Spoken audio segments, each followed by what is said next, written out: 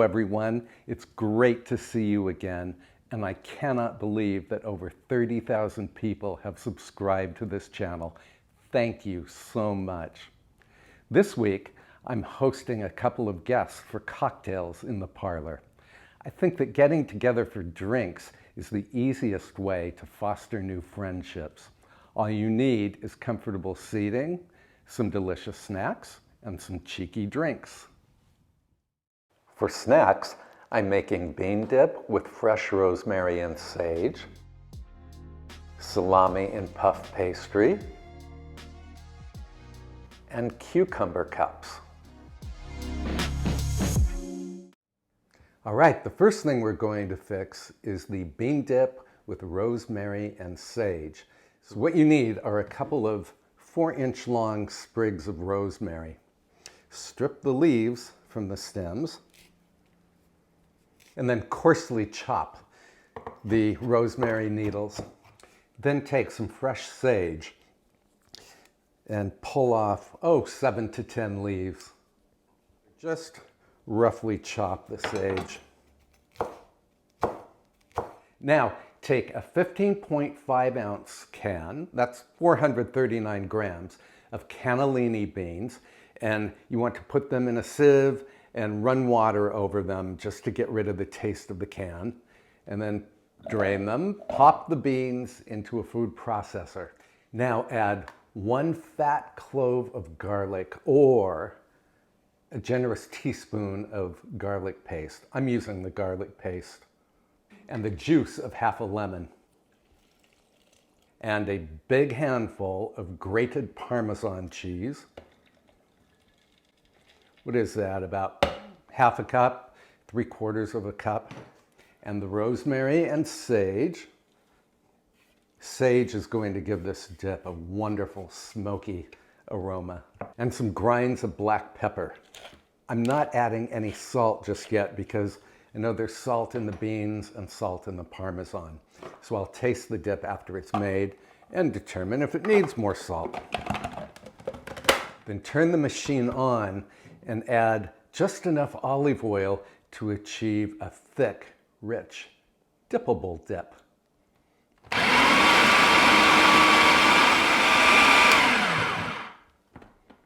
Let's have a look. It smells wonderful. A taste.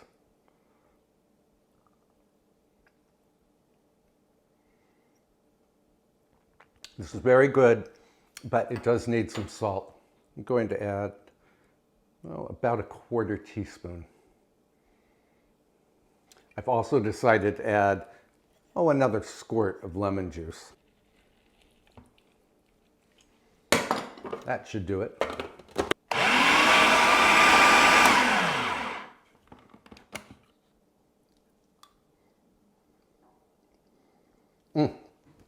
That other little hit of lemon made all the difference. This is perfect now. I'm going to put this in a bowl and cover it and put it in the refrigerator because the flavor of this dip will only improve after it has been chilled for at least 24 hours.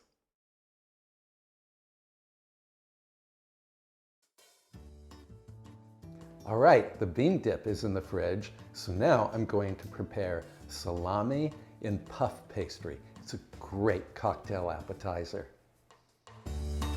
On a lightly floured surface, roll a sheet of store-bought puff pastry into an 11 by 14 inch rectangle. Transfer the dough to a parchment-lined baking sheet.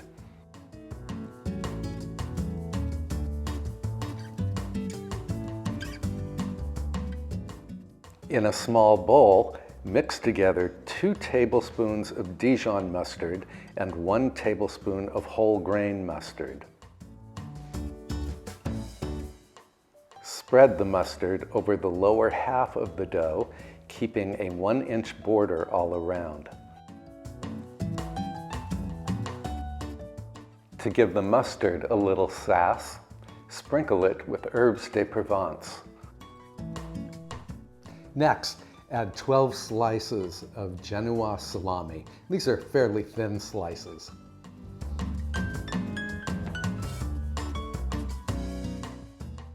Top the salami with 1 cup of shredded Swiss or Gruyere cheese.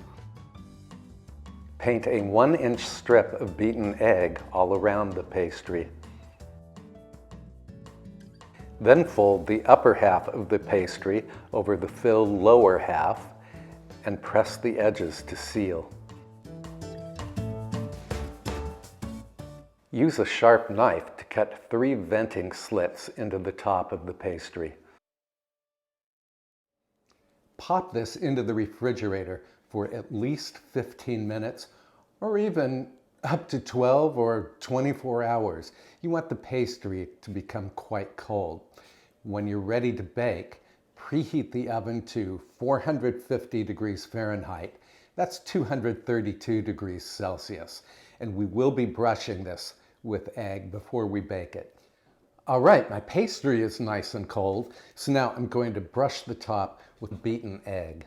The egg is going to help the pastry to brown attractively. I'm going to pop this into the oven until the pastry puffs dramatically and browns. That's going to take 20 to 25 minutes.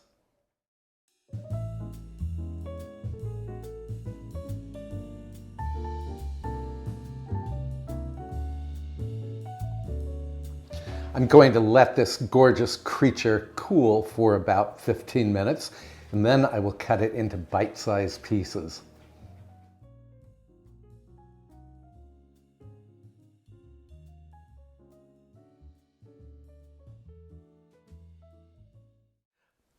I'm tasting one of the salami appetizers now, and holy cow, this is delicious.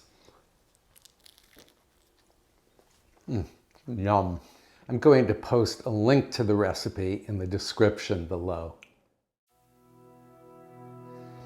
For the next appetizer, I'm going to make cucumber cups. And what I have here is 1 hothouse cucumber. So cut the cucumber into, 1-inch or 1.5-inch slices. You can do this with zucchini too. Then take a melon baller and scoop out the center of the cucumber, and then you have a little cup. I'm going to fill the cups with some deli salads that I bought at the supermarket. So I have egg salad here and tuna salad here, and then I have some roasted red pepper hummus. So I'm going to fill the cups, and then I'm going to garnish them with some pimientos. Now, there's some moisture at the bottom of each cup, so I'm just taking a paper towel and soaking up that bit of water.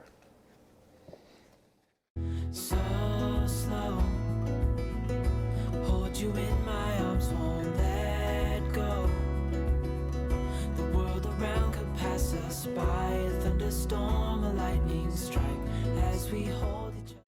You can cover and refrigerate these cucumber cups for, several hours before your guests arrive. Now that all of the food is ready, I'm going to prepare the parlor. Flowers. I have to have purple.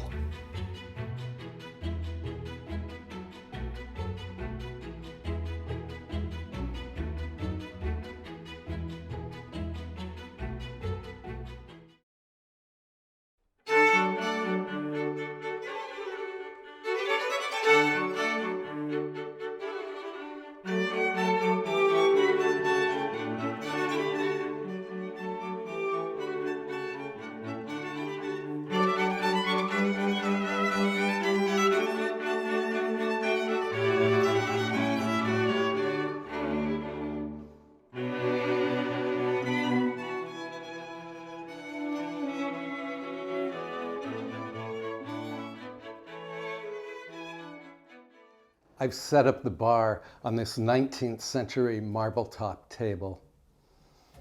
My self-serve bar consists of ice in an ice bucket, my favorite brand of gin, red wine, white wine, vermouth, tonic water, and vodka. I also have a cocktail shaker. And for glassware, I have balloon goblets for red wine, crystal all-purpose goblets for white wine, and cocktail glasses for martinis. Also included in the setup are lemon wedges, olives, wooden skewers, and cloth cocktail napkins. This is how I make a very dry martini.